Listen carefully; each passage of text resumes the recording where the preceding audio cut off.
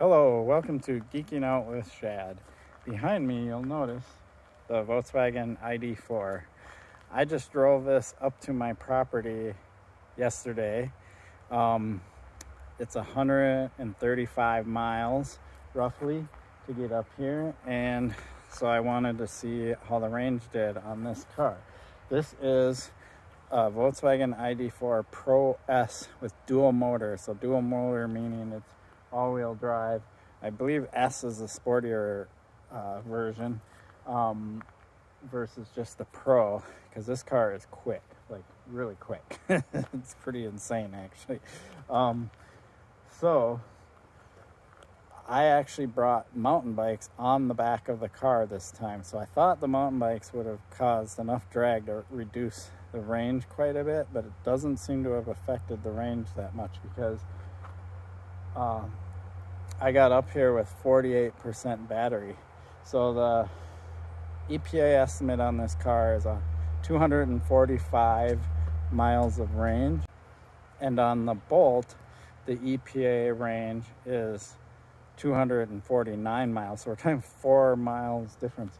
So the Pro S with dual motor has I believe the lowest range of all the ID.4s, probably because it's more performance oriented and it's got dual motors. It's also got a bigger battery than the Bolt EUV. The Bolt EUV, I want to say, is a 66 kilowatt hour, 67, and this is a 77 kilowatt hour battery. So a bigger battery, but it's a bigger vehicle and it's got dual motors. And so the ranges are almost identical. And what's interesting is the drive up here gave me almost identical results, even though I had two mountain bikes on the back on this cool Ceres rack, made in USA, Wisconsin company. That's a rack that I trust putting my $4,500 carbon mountain bike on there. If you're curious to know what it is, it's a Salsa Rustler. Sweet bike. But if you want to know about bikes, that's my other channel, Shad Life. This one is my geeking channel, Geeking Out. So what's really cool about this is that when I get up here, and I've showed you this with the Bolt EUV, but I'll show again, is I actually have a 50 amp outlet up here. I literally have it labeled EV charger, and I can just plug in. Over there is my RV outlet. For that guy, that's a 30 amp, right? And then I have some regular 120s there, but if you notice the charger here, it says Chevrolet on it. Why do I have the Chevrolet charger? Well, I'll tell you. The Bolt EUV, the 2022 Bolt EUV, comes with a charger that has two modes to it. It's got level 1 and level 2, so you swap out which plug you put in it, and it'll run in either 120 or 240, and that's cool. The charger that comes with the ID.4 is only a level 1 charger. So honestly, if you have a pure EV, a level 1 charger is almost completely useless. I mean, if you drive maybe 20, 25, maybe 30 miles a day, fine, but then you'd want to plug it in all the time. But if you actually drive any more distance than that, you want a level 2 charger, whether it's installed in your garage or you get a portable one like that or something like this. So that is why I brought the Chevrolet chargers, because it has both modes. I can plug it into my 50 amp outlet and level 2 charge this car, because that would get this car up to a full charge in like 12 hours. So like plugging it in overnight. But of course I didn't delete the battery to 0. It's only down to 48%, so it only takes like 6 hours or 7 hours to charge it up, right? So super slick. Pretty stoked on the results with this car, especially with bikes on the back. I don't like putting bikes on the roof. It does come with rails and it's totally compatible with roof racks, but roof racks will kill your range more than anything, especially with bicycles. Maybe not with a nice aerodynamic, you know, cargo box or something like that. But with bikes, even with gas-powered vehicles, I've lost lots of MPG because putting bikes on your roof is just not aerodynamic whatsoever. So having them back here is the way to go.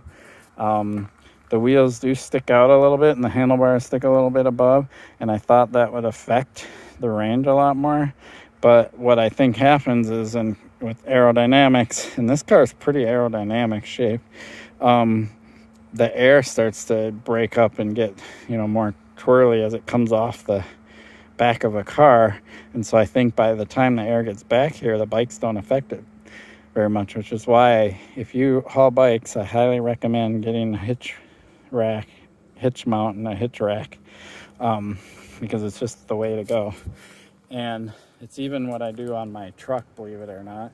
I've put bikes in the bed of my truck where they stick pretty high above the roof line, and it affects my miles per gallon. But I put bikes on the rear rack, which is kind of nice because then I can leave the tonneau cover on and I can put all my gear in the bed and it's protected from the rain.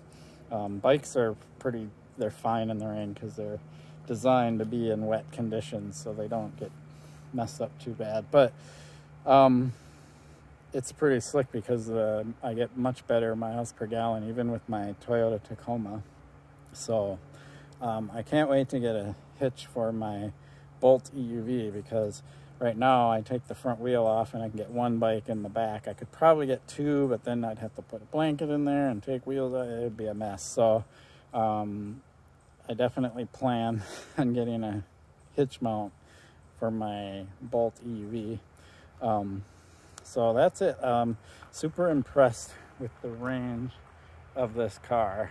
Like, I was surprised, especially with the bikes on the back, because even in the mirrors I could see the tires sticking out the sides a little bit, handlebars above the roof line. I just thought that's going to cut the MPG.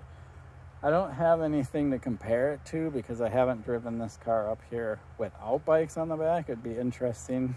I don't know if I definitely probably won't get that opportunity before end of season, but if I do, I'll definitely let you know. But I don't really have a reason to drive this car up here without bikes because I only come up here to ride bikes. So unless I put one inside. But this car is decked. It's crazy nice interior and stuff like that. So it's just to think putting bikes in the back doesn't make sense. And also this car is a lot more expensive than the Bolt EUV. This is around $52K, so versus $37K. So there you have it. I really like the ranges I'm getting on these cars, and it'll be interesting to see what happens come winter time. We'll see how much winter affects this car and how much it affects my Bolt EUV. Both cars are going to probably get snow tires on it, and I know snow tires will also reduce the range, especially highway range, on top of having to run climate and battery conditioning and all that. So stay tuned for more of that information coming up. I really appreciate your support for my channel. If you like this kind of content, then please like and subscribe. By subscribing, you'll get my videos in your feed. Peace.